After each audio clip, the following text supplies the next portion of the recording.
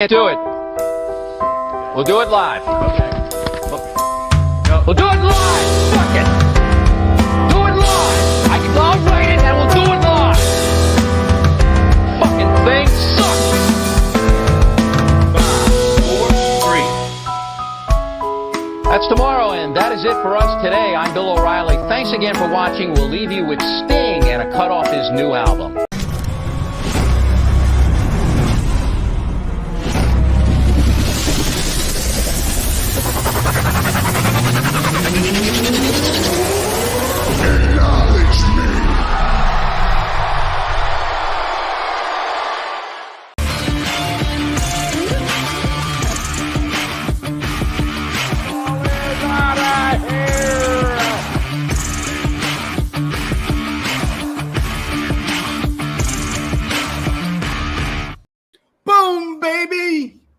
Welcome back to the Outta Here podcast, exclusively on the Bloodline Entertainment Network. I was going to say Ben, and then I was going to say Bloodline. I put them together. What do you get? You get an awesome effing network, and that's what we're on, Dan. We are on the Bloodline Entertainment Network, and we got Dan the Man. Dan from Cage My IQ.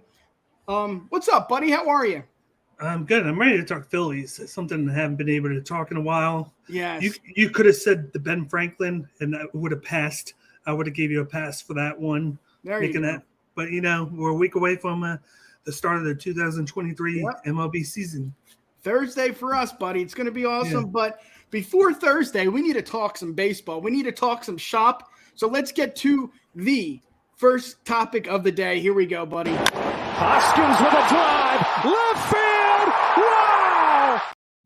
Yes, sir. Hoskins, unfortunately, tears his ACL in his left knee, to be more specific, at spring training. And it's sad to see, not just because he's a fan favorite, not just because he's on his last year of his contract, but we needed him. We needed Hoskins to step up. In the last episode that I recorded with my buddy from Philly Sports Talk podcast, I said he is the key to victory. I really think he was going to carry us with his 30 home runs, blah, blah, blah. The list goes on. He's a locker room leader. I mean, honestly, if you could, find a superstar, not wrestling, my bad. Find an athlete that could be just like Hoskins, it's a win. I mean, we talked about it off air too, Dan, what his family did, his wife buying the beers for the people at the World Series. I mean, it's just something you can't, get anywhere else. He is a Philly from head to toe, man, and it's really sad to see. What are your thoughts on? I know this conversation is gonna be probably one of the longer ones of this episode, but how do you fill that void? And I don't know if you can, but if you were the GM, what would you do? There's so much into this topic because you hit it in the beginning. He's into the contract year last year. Probably weren't going to bring him back, in my opinion, because of the cost. I feel like he hit the ceiling there. When you think of the top 10 first baseman in the league, he's probably number 10 quietly because he's been consistent the last 2 years. Nothing flashy. He's just able to just hit that top 10 spot there. He busted out in the playoffs here, but he was more so like a long ball or bust kind of guy. Yeah. And he filled that hole in the lineup at like 5 or 6. He was always at the 5 spot or the 6 spot. Yeah. Kind of protecting there while Bryce Harper was out. And then he played a little bit at the 3 hole, a little bit of the 4 hole, depending on where they wanted JT Realmuto for that time off. And then you had Derek Hall, who played a lot when Bryce Harper was out at DH. Yeah. And ironically, now he's going to take over for him. But it's just a matter of the fact that it was supposed to be a situation this year where we added to the lineup. We brought in Trea Turner. He's going to be the leadoff. And now with this injury to his left knee, his ACL, it's kind of like addition by subtraction now. It's like you lose Hoskins, but then you bring in Turner. So it's kind of like a wash there. And you want to use Turner at the 1 spot. So it's like, where do you plug Derek Hall at, who is more than likely going to take over for him in the lineup, because you don't have Harper until June. He's already out. So it's like that makes 2 guys out of the lineup that are essentially out for the first 2 months of the season. Yeah. So I feel like it's going to be a thing to where are they going to get to that situation where they force themselves into moving Turner to the 3 or 4 spot, or do they stick to their guns, keep him at the leadoff spot, and you just do a spot where it's Turner, Bohm. You probably have Realmuto at 3. You have Schwarber at 4, and then you just see what Derek Hall does at 5. You see what he brings to the table, and then you know what? Put him at 6, and then you trust Nick Castellanos at 5. You don't trust Nick at all. Come on, let's be real. I trust him because when you think of last year, we brought him in a week before the season started, so he never really had a spring training with us, and basically the first 2 months were that. And that's a little violin, Dan. Yeah. No, you know what? You said subtraction, addition. I don't think at that at all. I think it's more of a subtraction just because, Hall is the next man up, but that's not just the position we're looking at. We're looking at the 30 home runs. We're looking at the locker room leader. Hall's not there. Hall, I don't even know if Hall can stay healthy. If he stays healthy, that's good. But this is a first for us. I mean, it might be a first for Hall too, just because he's never been able to do this on a day in and day out basis. And if he is the first baseman, is that an upgrade? I mean, addition, subtraction. For me, I see more of a subtraction because Hoskins was that guy. Yes, his defense was absolutely horrible. We get that. But those home runs, I mean, look at what he did in the World Series. Look at what he did in the NLCS. I mean, it's just something you can't replace. So that's where I'm worried. You can take one guy and put him there, and maybe he's going to do something. But I don't know if Hall is the real deal. And that's the same thing with, I guess you could say that with Hoskins too, to be honest. Like, yes, it's his last year, but we knew for a fact that he could hit those 30 home runs. We knew that he could get on base and get guys to, second and third and move people to third base to score. I am optimistically, I'm optimistic. I hope he can do well. Would you consider it a success if Derek Hall could hit 270 with, say, 20 home runs and 70 RBIs? Would that be a success for you, knowing that you're not going to get the 30 and 95 to 100 from Hoskins, but Hoskins was only hitting 240, 250. So if you could get Derek Hall on base a little bit more, and then his runs batted in or less, but then he still does 20 home runs, 70 RBIs, I would consider that a success, considering the fact that you don't know what you're going to give him. Yeah. But and still, that doesn't help us. I mean, I think you're going to see a change in the team where Turner is the leadoff. You got him and Bohm. I think the goal is going to be to get them on base as much as possible. Yeah. With Realmuto, Schwarber at that 3-4, and if they can drive in a lot of runs, you can kind of mask some of that efficiency out by just having those speed guys in the front of the lineup that we're not accustomed to having. Yeah. Seeing him get on the base, running, getting havoc, because we're known for like a long ball type team in that ballpark. Yeah. But you could be a little bit more like a small ball with Turner there at the one spot.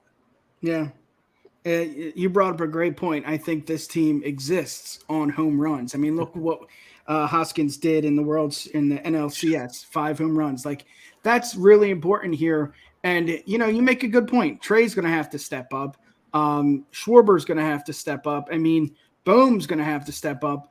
But Hoskins is not irreplaceable. I think that's what we have to look at it too. Mm-hmm. I think it's something that we can move forward with, just because we got a stacked bullpen.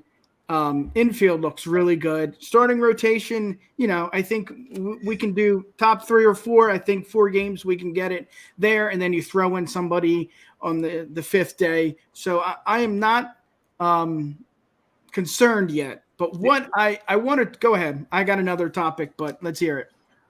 No. I agree with that one. But when I think about it, I look at the schedule early on. There's only like a 10-game schedule, like stretch from late April to early May that I'm afraid of when we play. It's a 9-game stretch.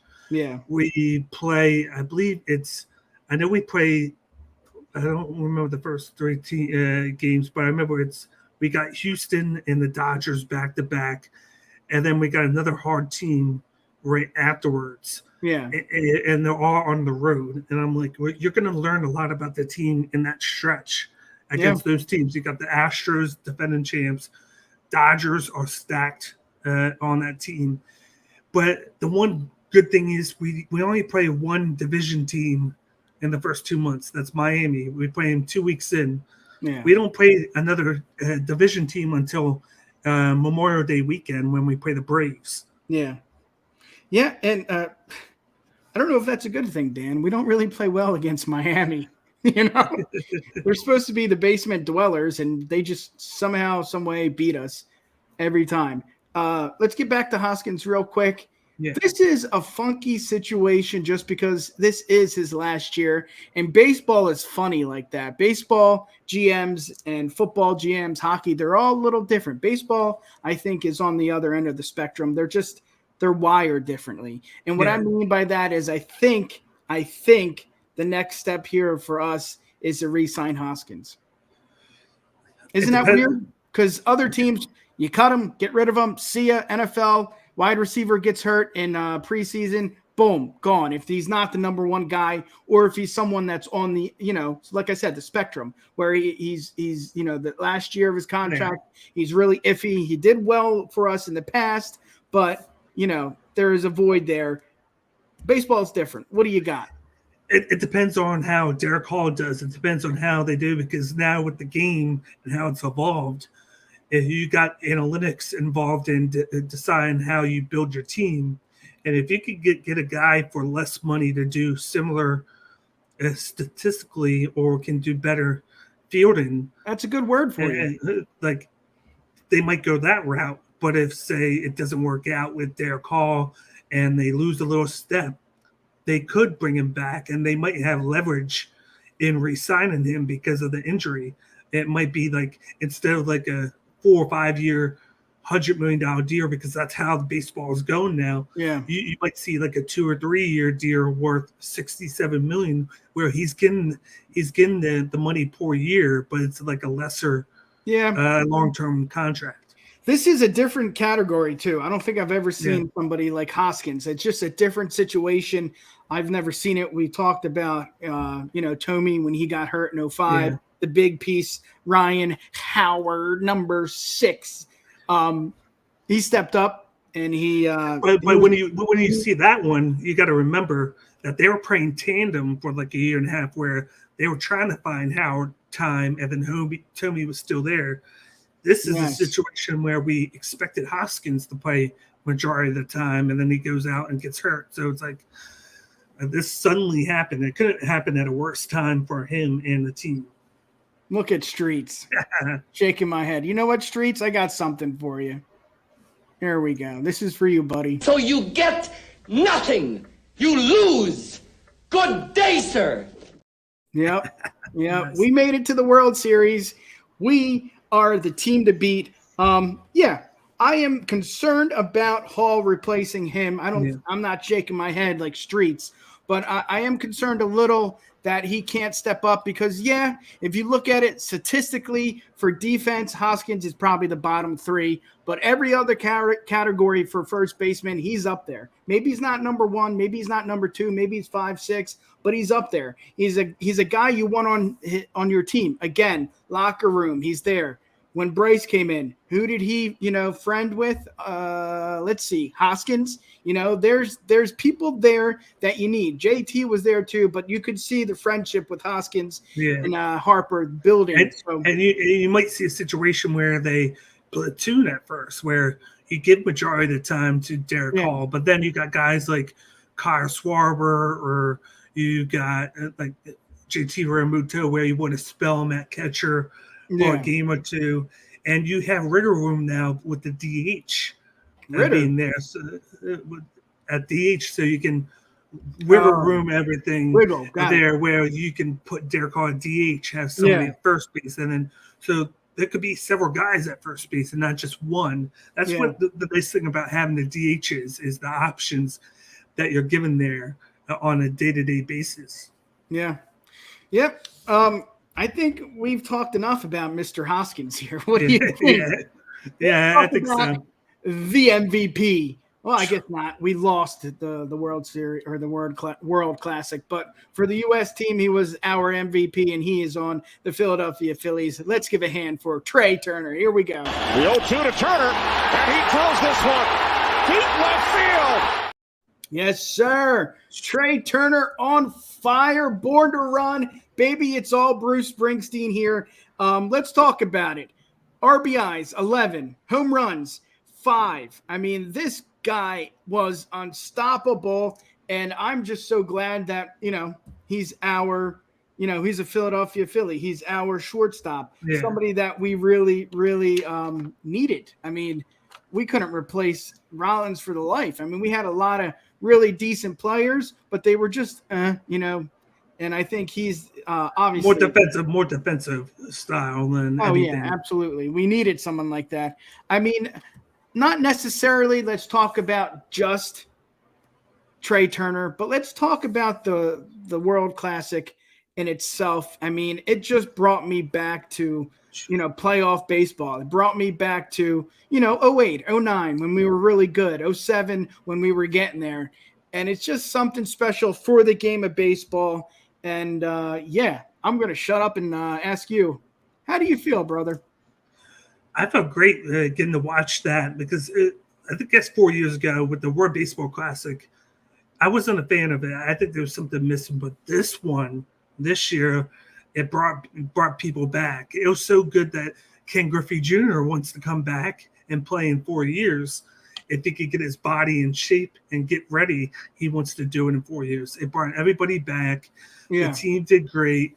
I thought a lot of the things were crazy where they had players like Randy Arozarena playing on Mexico, even though he wasn't really Mexican. You got guys that played for U.S. 4 years ago that were playing on Dominican or Venezuela this time around. But I liked it. I love it. And then you get a guy like Trea Turner. I think the best part about him in the Baseball Classic was the fact that he was hitting in the 9-hole for majority of the tournament. And then recently in the semifinals and the finals, they moved him up to 5th or 6th. So it wasn't like he was hitting in the top of the lineup. That's he wasn't in the middle of the lineup. He was towards the end, and he was crushing the ball. Yeah. And you saw that home run. He hit the grand slam. And what you didn't see was the next day against Japan, he hit a home run right away to put us up 1-0. We did lose, but he got it going. He got it going. I love it. And then yesterday he hit a home run right before Rhys got hurt. He hit a home run in spring training. So he's hot right now, and that's what you want to see as a Phillies fan. You're going to want to see that return in investment because we paid so much money for him. And I think you're going to see it because of how good he's seeing the ball right now. Yeah. And he's going to be at that one spot where he's going to have as many at-bats as possible being the first guy in the lineup. I could see guys trying to walk him, but it's so hard to pitch against him because this is a 300 style hitter, hits for power. And when he gets on base, he steals. He's a guy that can go for 30-30 and challenge for 40-40. That's the type of guy that he is. I'm going to lean towards the 30-30, but that's a big addition to your ball team, especially the Phillies. And I just loved seeing the fact that he was able to get hot right away for Team USA. And on top of that, you had JT Realmuto there. You had Kyle Schwarber there. So he was able to gain some of that commodity with two big parts of the lineup with him on Team USA. And then they can come over here and see if they can translate that to the beginning of the season. Yeah, I like it. You know what else is cool about this too? There's only one thing you want to see at the World Classic. You want to see your player do well, and that's what we got. I mean, God forbid the issues with Houston and all that, where they just there's injuries, and that's the worst thing you can ask for. Here, this is the best thing because spring training is spring training. It's kind of like preseason for the NFL. it's there. It's still there, but it's cool. You get, they make a lot of money with spring training. You go down to Clearwater, it's fun. But here, you're actually competitive. You're actually playing to win. You're played to win the game. You play to win the game here, not with spring training. It's okay. What can, the 5th, 6th, 7th rotation starter, what somebody on the bench, how can he improve? Can he make the team? With this, it's just phenom versus phenom. I mean, we saw that with Trout. It was just something really special. And this is what you want to see. You want to see your boy Schwarber. You want to see Trey. You want to see, I don't know, JT didn't have a great outing, but still, this is the kind of practice you want. Obviously, you don't want spring training to be competitive because people get hurt. But, this doesn't happen every year. So he tends to be a slow starter, JT, where he starts out slow in the cold months, and then as the season goes, he starts to heat up. So I'm not surprised at that. You got a lot of those guys where they're better, like Schwarber. He's a better warm weather hitter than he is cold weather. What are you talking? Bring up the stats. Let's pause right here for a new exclusive show coming to the Bloodline Entertainment Network. Here we go, brother. Now it's time to send you to the next dimension.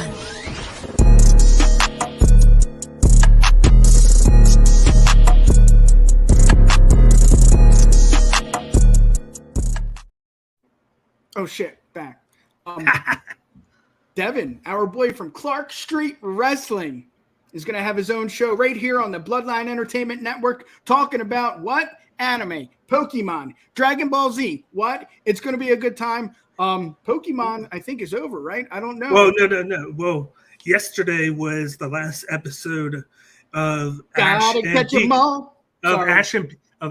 Pikachu, to where they're going to usher in a new character and a new Pokemon head. Yeah. Well, you know what? The Ben Network, we have it. You want to talk about Pokemon? You want to talk about Ash? We got it right here. Coming soon to the Bloodline Entertainment Network. And it's going to be a, what does Tim say? I forget. A banger. Yes, sir.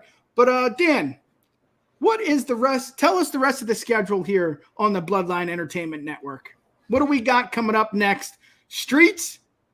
We got Streets coming on with so definitely check him out. I believe he's coming on at 9 o'clock? Or 8 o'clock? I think it's I made the schedule today. Give me 1 second. I'll check. I got the schedule right here. But definitely check him out on Roto Slappers. He does a great job with the football and baseball. At 8:30. He does a great job with football and baseball. Bestest, strongest, fastest. That's Slapper. That's Streets in a nutshell. But then you got Tim coming on with the Tim King Show coming on at 10 o'clock with the Ducky, whack, baby. Every time Tim comes on, this is how I feel. Boom, baby. Boom, baby. All right, let's get to the next topic. We're having a little too much fun here. I don't have a transition for this, but I do have a graphic. Boom, baby. There we go. Our boy, the Hall of Famer Ray Didinger, said this week on WIP that he thinks Bryce Harper is the best athlete in Philadelphia, in Pennsylvania, maybe Philadelphia. I don't want to go to the Steeler City, but Steel City. We're just going to stick with Philadelphia. I think that's what he said.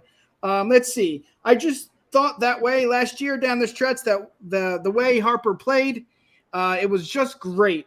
And he goes on and he says stuff about Embiid and the MVP and, how maybe he's going to finally get it this year.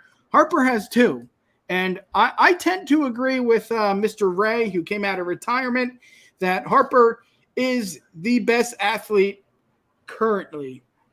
And I say that because Hart is on a shit team. Embiid, he's just, I don't know. It depends on that's the guy. It's Harper and it's Embiid because Hurt still has to prove something.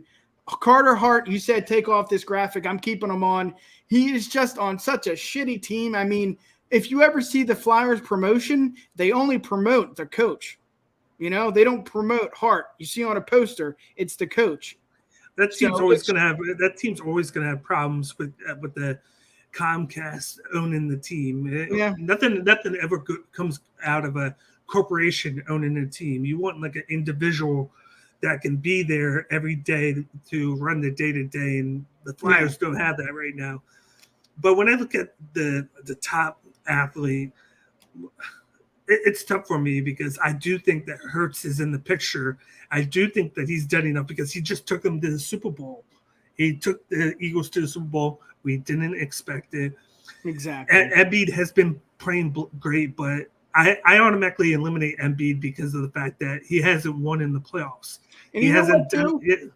And Didinger said this too. Harper put the team on his back. I've Yes. never seen that from Embiid. I mean, yes, he has amazing games and amazing stats, and he's right up there every year with MVP. But I don't think that really matters as the best player of Philadelphia. Yeah. He might be the best player of the NBA, but we're talking about MLB, NBA, NHL, and what am I missing? NFL. Yeah, and you haven't seen him take a game over in the playoffs. So he does in the regular season.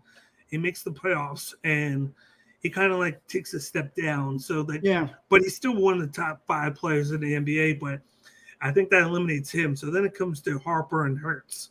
Yeah, I think right now it's Harper, but in a year I think it's going to be Hurts. I think by next year it will be. We have a small sample size of Jalen. He took the team on his back. If you watch the playoffs, this guy, if it wasn't for him getting hurt, he probably would have won MVP. In my opinion, he had 750 yards, 15 touchdowns on the ground.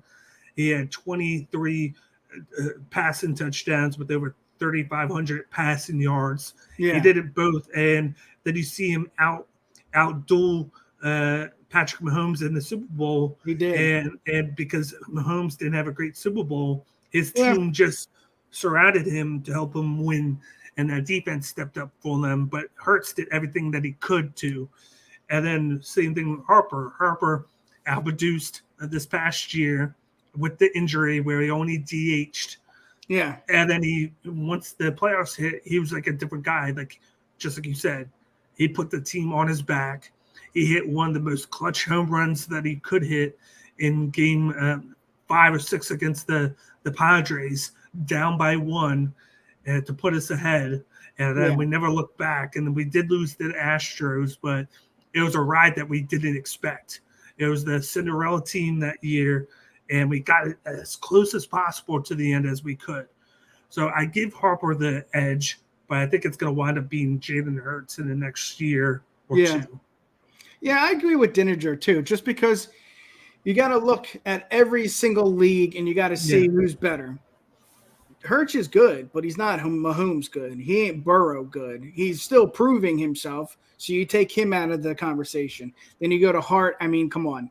He's the best on the Flyers, and that's not a big deal. He's a great guy. He's a great player, but you got to take him out of the conversation. And then it's Embiid and Harper, and you look at it, and I think what you said, and I said it too, he put the team on his back. Every single out, every single strike, every single home run, you look to the I was going to say the bullpen, but to the bench, and you see Harper, rallying, getting the guys in the game, cheering, even if they strike out. He goes up to them. We saw this in the World Series.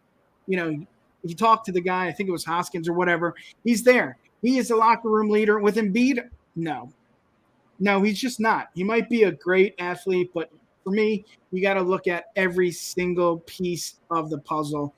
And I got Harper, buddy. Yeah, you're paying him $330 million, and you're getting that investment back. You're getting it back sooner than what you thought you would. You made the playoffs. You went to the World Series, and he was a big piece of the puzzle that caused it to happen. So it's like, he's making the money and some for the team. All right. Like I said before, this is the fastest 30 minutes in your life. Maybe not as fast as Dan, but we won't go there. Dan, Thursday against the Rangers, we do it, man. Opening day, 2023. This is the next chapter in the Philadelphia Phillies, book here. Give me your thoughts on Nola starting. I mean, there's a lot going on with Nola, but we're not going to get into that. We'll get into that next week. What are your thoughts, and what are you looking forward to for this opening day, baby?